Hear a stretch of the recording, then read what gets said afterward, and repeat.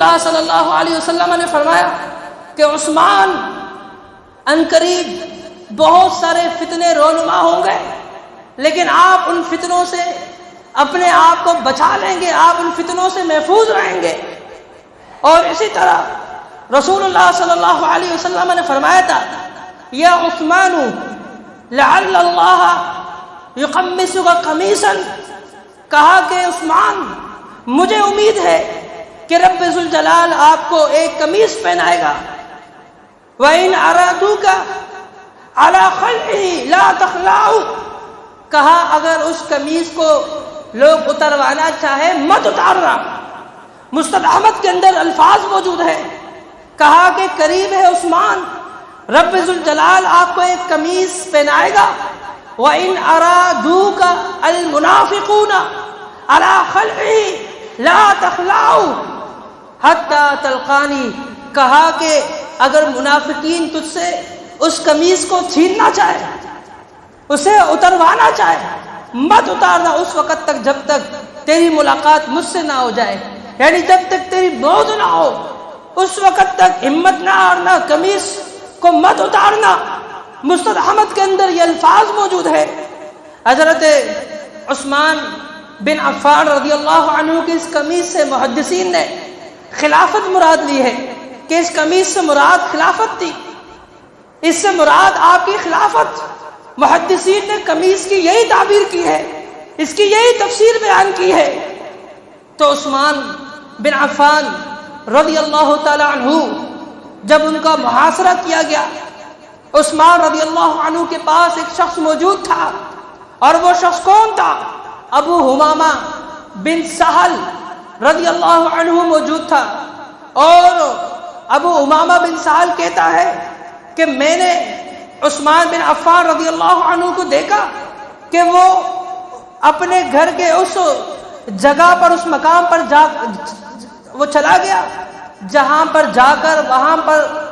جو قریب میں باہر بیٹھنے والے لوگ ہیں، مقام بواد جو باتیں کرتے تھے، ان کی آواز بآسانی سنی جا سکتی تھی۔ تو اس مقام پر میں نے دیکھا کہ عثمان بن عفان گئے ان کی باتیں سن کر، اور جب آئے تو آپ بہت پریشان تھے اور آپ کا چہرے کا رنگ اترا ہوا تھا، اور کہنے لگے کہ یہ مجھے کیوں قتل کرنا چاہتے ہیں، مجھے یہ کیوں مارنا چاہتے ہیں؟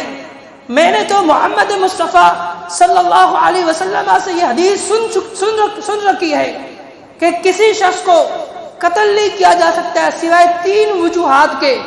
نمبر 1، اسلام لا کر مرتد ہو جائے۔ کہا اللہ کی قسم جب سے میں نے اسلام قبول کیا ہے آج تک مرتد ہونا تو بڑی دور کے بعد اس کا میں نے تصور بھی نہیں کیا۔ نمبر 2، شادی شدہ ہو کر کوئی زنا کرے تو اسے رجم کیا جائے گا، اسے قتل کیا جائے گا۔ کہ اللہ کی قسم نہ میں اسلام سے پہلے میں نے کبھی زندگی میں زنا کیا، نہ اسلام لانے کے بعد کبھی میں نے زندگی میں زنا کیا، تو مجھے قتل کرنے کیوں آ رہے ہیں؟ انہوں نے میرا محاصرہ کیوں کیا ہے؟ یہ میرے قتل کی پلاننگ کیوں کر رہے ہیں؟ کہا نمبر 3، کہا کہ کسی کو اگر کوئی جان بوجھ کے قتل کر لے تو قصاص میں وہ قتل ہوگا۔ کہ اللہ کی قسم میں نے کسی کا خون نہیں بہایا، میں نے کسی کو ناحق نہیں مارا، میں نے کسی کا قتل نہیں کیا، تو مجھے یہ کیوں قتل کر رہے ہیں؟ اور ایک مرتبہ آپ جو ہے جھانک کر اپنے گھر سے آپ لوگوں کی طرف متوجہ ہوئے اور ان کو کہا میں تمہیں اللہ کی قسم دے کر میں تم سے مخاطب ہوں، تمہیں اللہ کی قسم دے رہا ہوں کہ سنو میری بات، کہ اللہ کے نبی صلی اللہ علیہ وسلم نے یہ بات نہیں کی تھی، آپ نے یہ نہیں فرمایا تھا کہ کون ہے 7 والی زمین کو خرید کر مسجد نبوی میں داخل کرے اللہ اس کو اجر دے گا؟ کہا کیوں نہیں؟ کہا وہ شخص میں تھا، میں نے وہ اجر کمایا۔ کہا کیا تم نے نہیں سنا تھا اللہ کے نبی صلی اللہ علیہ وسلم نے بئر روما کے کنویں کے متعلق فرمایا تھا، فرمایا من یقطع بئر رومۃ غفر اللہ له، کہ جو شخص اس مدینہ منورہ میں بئر روما کا جو میٹھے پانی کا کنواں ہے اس کو خرید کر مسلمانوں کے لیے وقف کر دے گا، اللہ اس کو بخش دے گا، اس کو جنت کی بشارت ہے۔ کہا کیا تم نے پیغمبر سے نہیں سنا تھا؟ کہا کہ اس کنویں کو خریدنے والا اس کا خریدار میں تھا، اس پر میں نے پیسہ لگایا اور اسے میں نے خرید کر مسلمانوں کے لیے وقف کر دیا، اور آج مجھے قتل کرنے کے لیے تم میرا محاصرہ کر رہے ہو۔ کہا کہ تمہیں یاد نہیں ہے کہ اللہ کے نبی صلی اللہ علیہ وسلم نے کیا فرمایا تھا کہ ما ضر عثمان ما عمل بعد اليوم، آج کے بعد عثمان کو کوئی بھی عمل نقصان نہیں پہنچائے گا۔ کہا تھا، انہوں نے تسلیم کیا، اور یہ معاشرہ کئی دن تک جاری رہا۔ جناب عبداللہ بن زبیر رضی اللہ عنہ آپ کے پاس تشریف لائے، کہا کہ امیر المؤمنین آپ سے حکم دیجئے، ہم ان کا مقابلہ کرتے ہیں، ہم ان سے لڑتے ہیں، جو آپ کی جان کے پیچھے لگے ہوئے ہیں اور جو آپ کو قتل کرنا چاہتے ہیں، جو آپ کا محاصرہ کرنا چاہتے ہیں، جنہوں نے آپ کو گھیر لیا ہے، آپ کا محاصرہ کر رکھا ہے۔ کہا کہ سنو عبداللہ بن زبیر میری بات، کہ تم میں سے جس شخص پر میری سمع اور اطاعت واجب ہے، تو سب سے پہلے ان کی ذمہ داری یہ ہے کہ وہ اپنی ہتھیار نیچے کرے اور وہ اپنے ہتھیاروں کو بلند نہ کرے۔ تو عثمان بن عفان رضی اللہ عنہ نے خانہ جنگی سے روکنے کے لیے، بڑے ایک فائدے کے لیے، حضرت عبداللہ بن زبیر کو، دیگر صحابہ کو لڑنے سے منع کر دیا، ان کا مقابلہ کرنے سے منع کر دیا، اپنے دفاع کرنے سے ان کو روک دیا،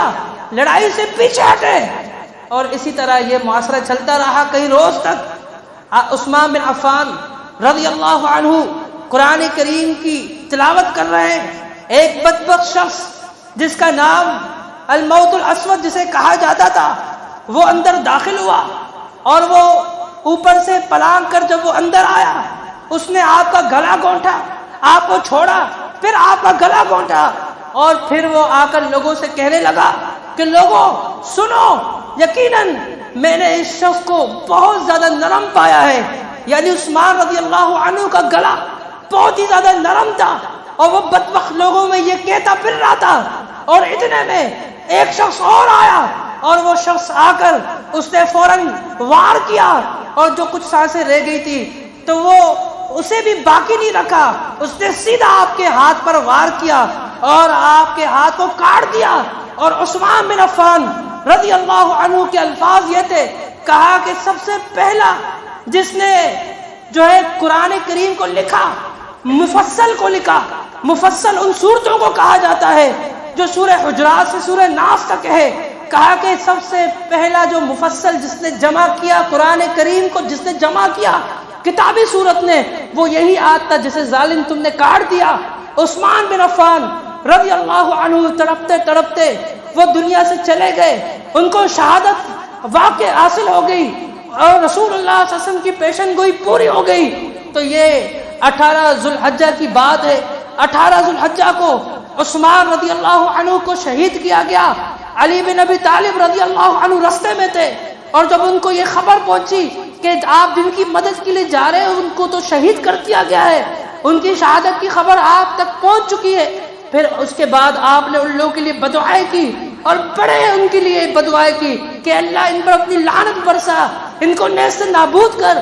جو عثمان بن عفان کے قتل میں جو لوگ ملوث ہے، چاہے وہ خشکی میں ہو، چاہے وہ تری میں ہو، چاہے وہ فضا میں ہو، چاہے وہ کہیں پر بھی ہو، اے اللہ ان کو عبرت کا نشان بنا دے۔ یہ جملے جو ہے